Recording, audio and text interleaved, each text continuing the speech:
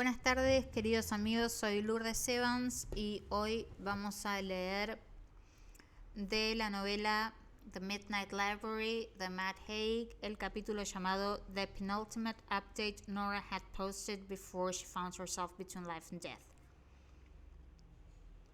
Do you ever think, how did I end up here? Like, you are in a maze and totally lost, and it's all your fault because you were the one who made every turn, and you know that there are many routes that could have helped you out. Because you hear all the people on the outside of the maze who made it through, and they are all laughing and smiling, and sometimes you get a glimpse of them through the hedge, a flitting shape through the leaves, and they seem so damn happy to have made it, and you don't resent them, but you do resent yourself for not having the ability to work it all out. Do you? Or is it this maze just for me? P.S. My cat died. The chessboard. Otro capítulo. The shelves of the Midnight Library were quite still again, as if their movement had never been a possibility. Nora sensed they were in a different portion of the library now, not a different room as such, as there seemed to be only one infinitely vast room. It was difficult to tell if she was really in a different part of the library as the books were still green, though she seemed closer to a corridor than where she had been.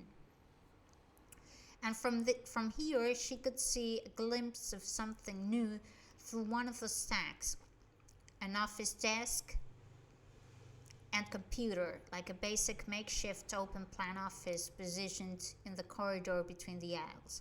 Mrs. Elm wasn't at the office desk. She was sat, qué horrible inglés, she was sat, joder, at a low wooden table right there in front of Nora, and she was playing chess. It was different to how I imagined, said Nora. Mrs. Elm looked like she was halfway through a game. It's hard to predict, isn't it? She asked, looking blankly in front of her as she moved a black bishop across the board to take a white pawn. The things that will make us happy. Mrs. Elm rotated the chessboard through 180 degrees. She was, it appeared, playing against herself. Yes, Nora said, it is. But what happens to her, to me? How does she end up? How do I know? I only know today. I know a lot about today, but I don't know what happens tomorrow. But she'll be there in the bathroom and she won't know how she got there. And have you never walked into a room and wondered what you came in for? Have you never forgotten what you just did? Have you never blanked out or misremembered what you were just doing? Yes, but I was there for half an hour in that life. And that other time, and that other you won't know that. She will remember what you just did and said, but as if she did said them. Nora let out a deep exhale. Dan wasn't like that. People change, said Mrs. Elm, still looking at the chessboard. Her hand lingered over a bishop. Nora rethought. Or maybe he was like that and I just didn't see it. So, wondered Mrs. Elm, looking at Nora, what are you feeling? Like I still want to die. I have wanted to die for quite a while. I have carefully calculated that the pain of me living as a bloody disaster that is myself is greater than the pain anyone else will feel if I were to die. In fact, I'm sure it would be a relief. I'm not useful to anyone. I was bad at work. I have disappointed everyone. I am a waste of a carbon footprint, to be honest. I hurt people. I have no one left, not even poor old Volz, who died because I couldn't look after a cat properly. I want to die. My life is a disaster, and I want it to end. I am not cut out for living, and there is no point going through all of this because I am clearly destined to be unhappy in other lives too. That is just me. I add nothing. I am wallowing. Ta madre. I am wallowing in self-pity. No, porque estoy leyendo de la Kindle, por eso. Se me dio vuelta la página. I am wallowing in self-pity. I want to die. Mrs. Elm studied Nora hard, as if reading a passage in a book she had read before, but had just found it contained a new meaning. Want, she told her, in a measured tone, is an interesting word. It means lack. Sometimes, if we fill that lack with something else, the original want disappears entirely. Maybe you have a lack problem rather than a want problem. Maybe there is a life that you really want to live. I thought that it was it, the one with Dan, but it wasn't. No, it wasn't. But that is just one of your possible lives. And 1 into infinity is a very small fraction indeed. Every possible life I could live has me in it, so it's not really every possible life. Mrs. Elm wasn't listening. Now, tell me, where do you want to go now? Nowhere, please. Do you need another book? Do you need another look at the book of regrets? Nora scrunched her nose and gave a minute gave a minute shake of her head. She remembered the feeling of being suffocated by so much regret. No. What about your cat? What was his name again? Voltaire. It was a bit pretentious, and he wasn't really a pretentious cat, so I just called him Volts for short. Sometimes Voltsy, if I was feeling jovial, which was rare, obviously. I couldn't even finalize a name for a cat. Well, you said you were bad at having a cat. What would you have done differently? Nora thought.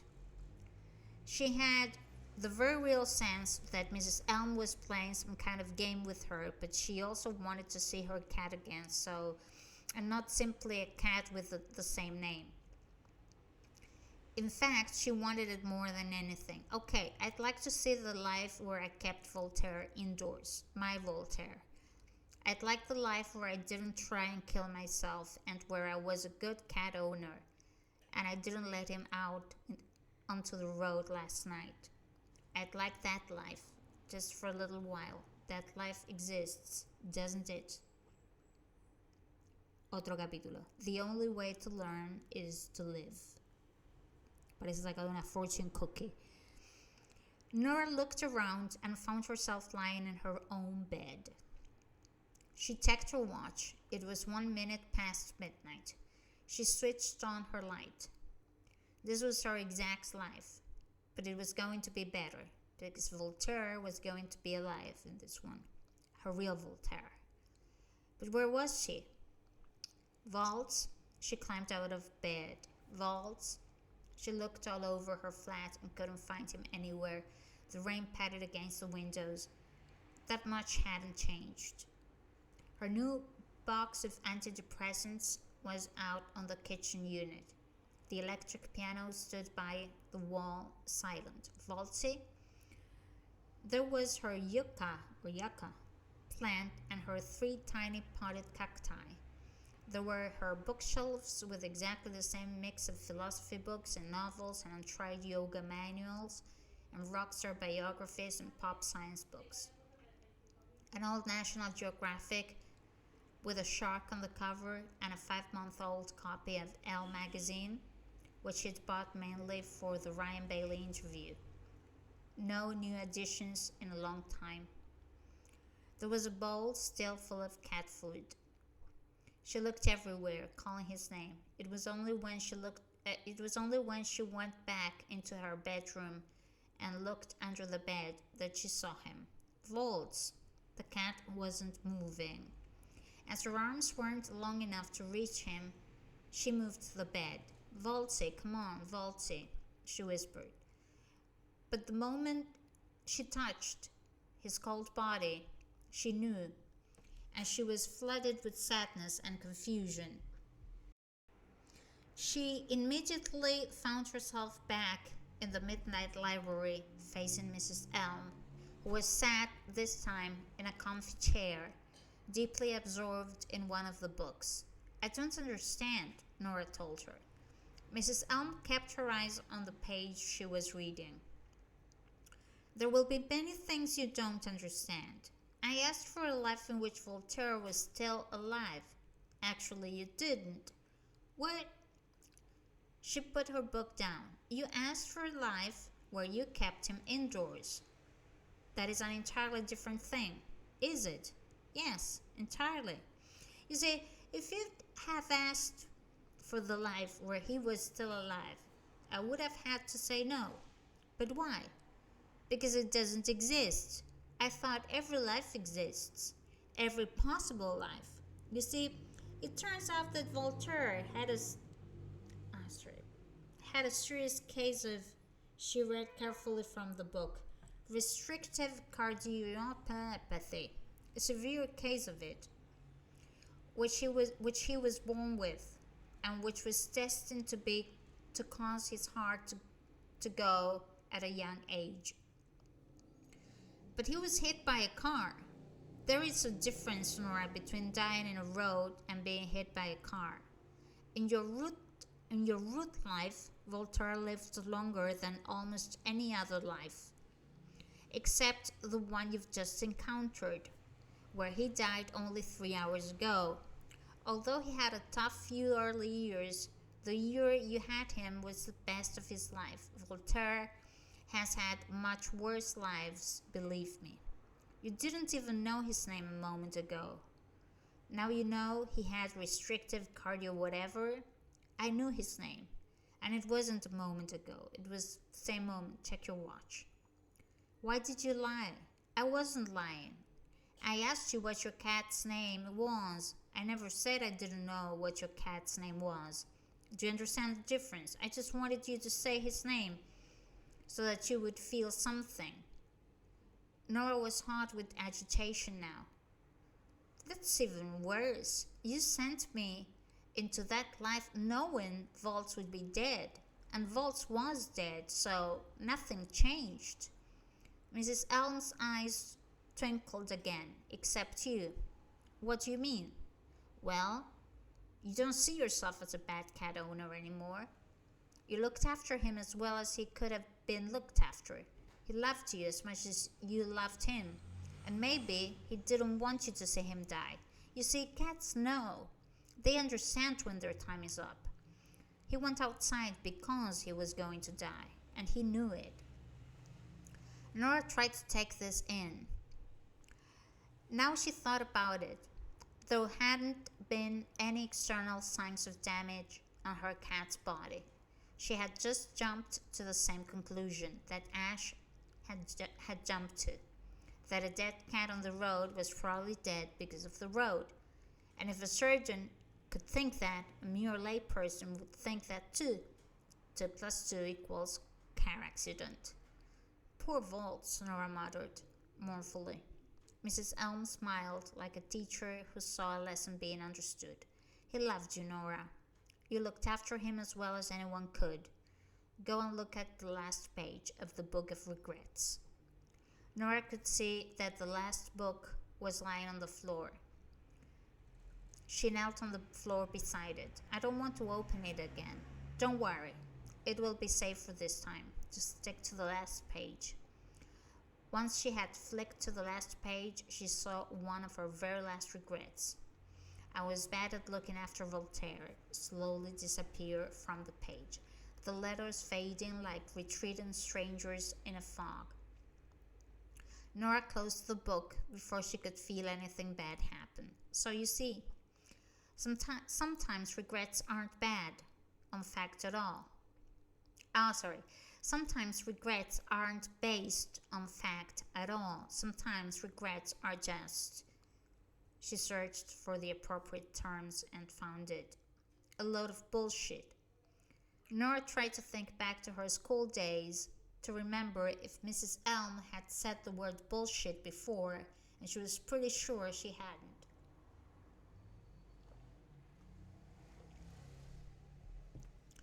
But I still don't get why you let me go into that life if you knew Volts was going to be dead anyways.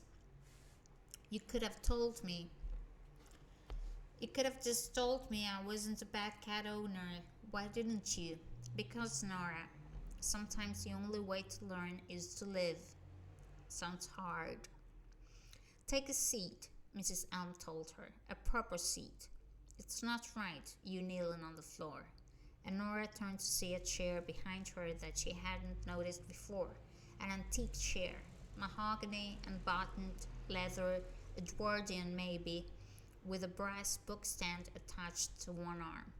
Give yourself a moment. Nora sat down. She stared at her watch.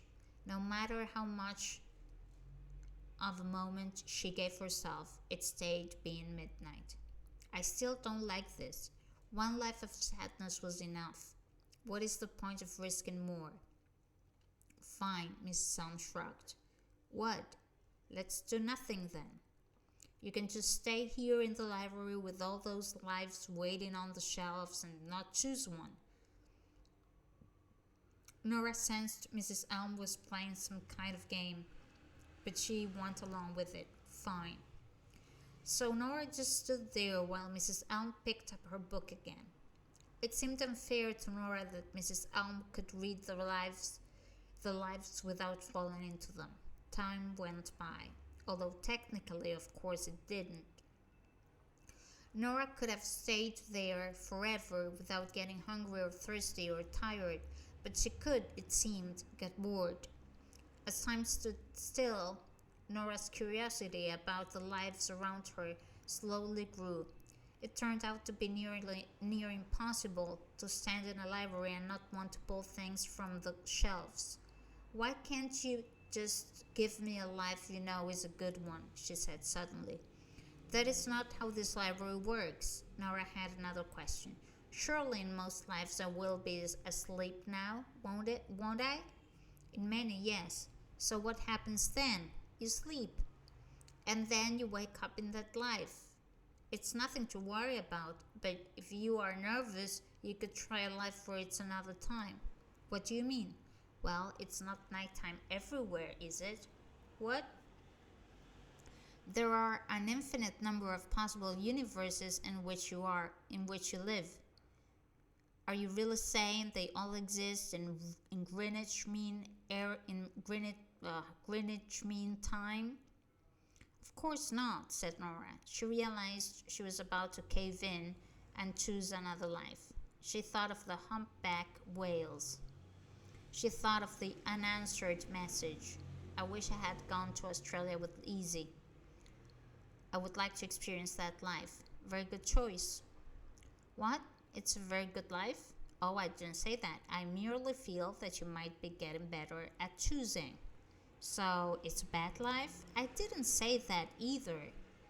And the shelf sped into motion again and stopped a few seconds afterwards. Ah, yes, there it is, said Mrs. Elm, taking a book from the second to bottom shelf. She recognized it instantly, which was odd, seeing that it looked almost identical to the others around it. She handed it to Nora affectionately, as if it was a birthday gift. There you go. You know what to do. Nora hesitated.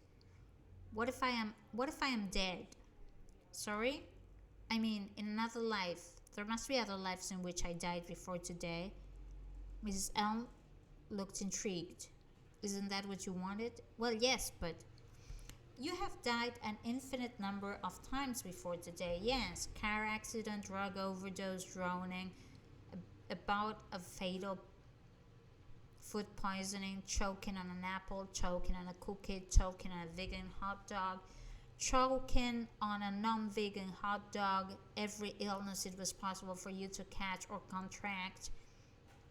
You have died in every way you can, at any time you could. So I could open a book and just die? No, not instantaneously. As with Voltaire, the only lives available here are, well, lives. I mean, you could die in that life, but you won't have died before you enter that life, because this Midnight Library is not one of ghosts. It is not a library of corpses, it is a library of possibility. And death is the opposite of possibility, understand? I think so. And Nora stared at the book and she had been handed. Conifer green, smooth textured. Again embossed with that broad and frustratingly meaningless title, My Life. She opened it and saw a blank page, so she moved to the next page and wondered what was going to happen this time. The swimming pool was a little busier than normal. And then she was there.